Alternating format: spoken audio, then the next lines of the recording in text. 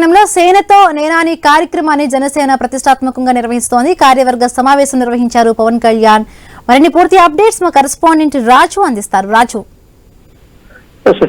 ఏదైతే విశాఖ వేదికగా 3 రోజుల కార్యక్రమానికి శ్రీకారం చుట్టినటువంటి జనసేన అధినేత పవన్ కళ్యాణ్ ఈ రోజు విశాఖపట్నం చేరుకోవడం జరిగింది. సేనతో సేనాని పేరుతో నిర్వహిస్తున్నటువంటి ఈ కార్యక్రమంలో తొలి రోజు కార్యక్రమాల్లో భాగంగా ఉదయం అయితే జనసేన పార్టీకి చెందినటువంటి ఎంపీలు ఎమ్మెల్యేలతో సమావేశం నిర్వహించడం జరిగింది. ప్రభుత్వంలో ఏడాది కాలంగా చేసినటువంటి అభివృద్ధి సంక్షేమం మీద ప్రజల్లోకి తీసుకెళ్లాలని చెప్పి దిశానిర్దేశం చేయడంతో పాటు మధ్యాహ్నం అయితే డెలిగేట్స్ కొన్ని కార్పొరేషన్లకు సంబంధించి నామినేటెడ్ పోస్టులు పొందినటువంటి చైర్మన్లు, అదేవిధంగా ఆ పార్టీలో క్రియాశీలకంగా ఉన్నటువంటి నేతలతో కూడా సమావేశాన్ని నిర్వహించారు.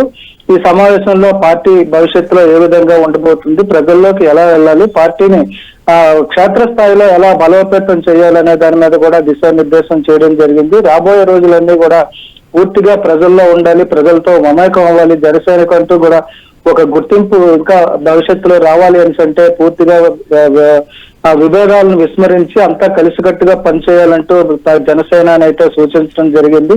ఈ నేపథ్యంలోనే రేపు ఎల్లుండి కూడా 2 రోజుల కార్యక్రమాలకి కార్యాచరణ రూపొందించిన నేపథ్యంలో వాటికి పరిశీలన కూడా చేసే అవకాశాలు అవుతున్నాయి. రేపు తెలంగాణతో పాటు ఏపీలో ఉన్నటువంటి క్రియాశీలక నేతలతో రేపు సమావేశం ఉంటుంది. అదేవిధంగా 30వ తారీఖున భారీ బహిరంగ సభ ఉంటుంది. అందులో కూడా ముందుగా ఆహ్వానించినటువంటి ఎంపిక చేసినటువంటి కార్యకర్తలు దాదాపు 15,000 మందితో సమావేశం నిర్వహించేందుకైతే రూపకల్పన చేయడం జరిగింది. దీనికి సంబంధించి జనసేనని 3 రోజులు కూడా పూర్తిగా పార్టీ నాయకులతోటి, ప్రజా ప్రతినిధులతోటి, కార్యకర్తలతో మమేకమయ్యే కార్యక్రమానికి ఈ రోజు శ్రీకారం చుట్టడం జరిగింది. రాబోయే రోజుల్లో పార్టీని బలోపేతం చేయడంతో పాటు ప్రభుత్వంలో తీసుకున్న నిర్ణయాలు, ప్రభుత్వం ప్రజలకు అందిస్తున్నటువంటి సంక్షేమ ఫలాలు ఏ విధంగా ప్రజలకు అందుతున్నాయో, అదేవిధంగా అందాయా లేదా అనేది కూడా క్షేత్రస్థాయిలో పరిశీలన చేయాలనేదే ముఖ్య లక్ష్యంగా పెట్టుకున్నట్టుగా తెలుస్తుంది. మరోవైపు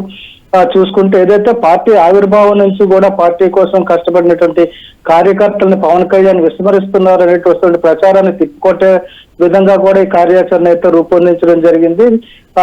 ఏడాది కాలంగా అధికారంలో ఉండి కార్యకర్తలను కలవలేకపోయిన కారణంగా ఇప్పుడు పూర్తిగా కార్యకర్తల కోసం సమయం కేటాయించాలి అని చెప్పి తీసుకున్న నిర్ణయంలో భాగంగా 3 రోజులు విశాఖపట్నంలో అయితే కార్యక్రమాలు చేస్తున్నట్టుగా తెలుస్తుంది. ఇది ఒక పండుగ వాతావరణంలో జనసేనలో ఇదో పండుగ వాతావరణం సృష్టించిందని చెప్పుకోవచ్చు. విశాఖ నగరం అంతా కూడా జనసేన జెండాలతో పూర్తిగా వాతావరణం అయితే చోటు చేసుకుంది. ఇది 3 రోజులు కూడా కొనసాగే అవకాశాలు ఉన్నాయి. Right, thank you Raju, thanks for the updates.